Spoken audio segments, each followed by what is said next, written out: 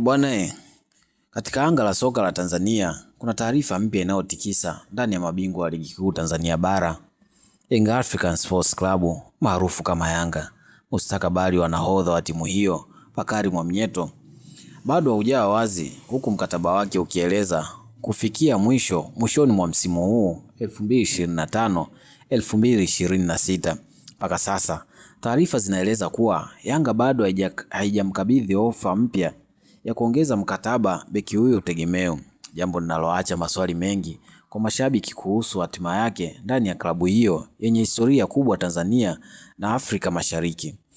Mwamnyeto, ambao ni mmoja wa viongozi wakubwa ndani ya kikosi cha Yanga, amekuwa mhimili muhimu katika safu ya ulinzi kwa misimu kadhaa. Ameisaidia timu kutoa mataji mbalimbali ya ndani pamoja na kufanya vizuri katika michuano ya kimataifa. Lakini sasa hali imeanza kubadilika, huku pressure kutoka kwa mashabiki na mazingira ya hivi karibuni yakitajwa kuwa sehemu ya changamoto zinazomkabili.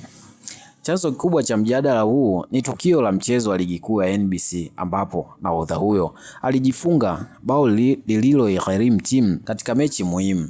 Baada ya tukio hilo, baadhi ya mashabiki walionyesha kuridhishwa, kuzomea na kumkosoa kwa kiwango kikubwa, hali ambayo inaelezwa kumuathiri kisaikolojia mchezaji huyo. Taarifa zinaeleza kuwa baada ya mchezo huo, Mwamnyeto hakuwa katika hali nzuri kiakili na kihisia kutokana na presha kubwa aliyokutana nayo kutoka kwa mashabiki mitandaoni na hata uwanjani. Hali hiyo ilipelekea mwenyewe kuomba kupumzika katika mchezo uliofuata ili kupata muda wa kurejea katika utulivu wa kawaida. Ni jambo ambalo linaonyesha namna ambayo soka la kisasa lilivyo na presha. Ilivyo na presha kubwa kwa wachezaji, hasa wale wanaobeba majukumu ya uongozi ndani ya timu kubwa kama Yanga. Mashabiki wengi wanatarajia ushindi kila wakati, lakini wakati mwingine makosa hutokea ndani ya mchezo wa mpira wa miguu.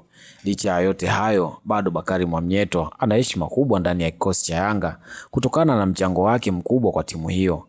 Wapo mashabiki wanaoamini kuwa klabu inapaswa kumpa muda wa kumuunga mkono na kuhakikisha anabaki ndani ya kikosi, kwa sababu bado ana uwezo mkubwa wa kuisaidia timu. Kwa upande mwingine, kuchelewa kwa mazungumzo ya mkataba mpya kunafungua milango ya tetesi mbalimbali. Tayari kumekuwa na taarifa zisizo rasmi zikidai kuwa baadhi ya timu zinafuatilia hali yake kwa karibu, zikisubiri kuona kama ataendelea kubaki Yanga au ataamua kutafuta changamoto mpya sehemu nyingine. Swali kubwa ambalo mashabiki wengi wanauliza sasa, je, Yanga wataamua kumuongeza mkataba na nahodha wao, au huu ndio unaweza kuwa mwisho wa safari ya Mwamnyeto ndani ya klabu hiyo?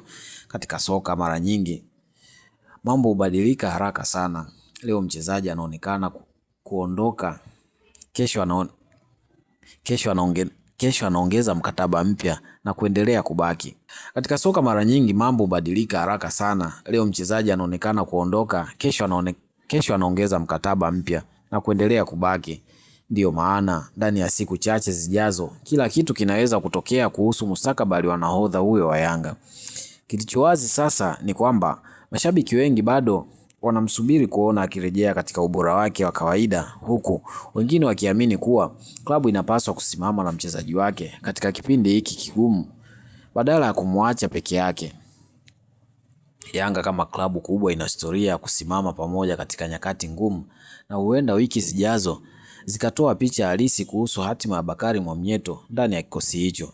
Je, wewe unaonaje? Yanga wampe mkataba mpya Mwamnyeto au waachane naye mwishoni mwa msimu huu? Usahau kulike, kushare na kusubscribe ili kuendelea kupata habari na matukio mbalimbali ya kimichezo.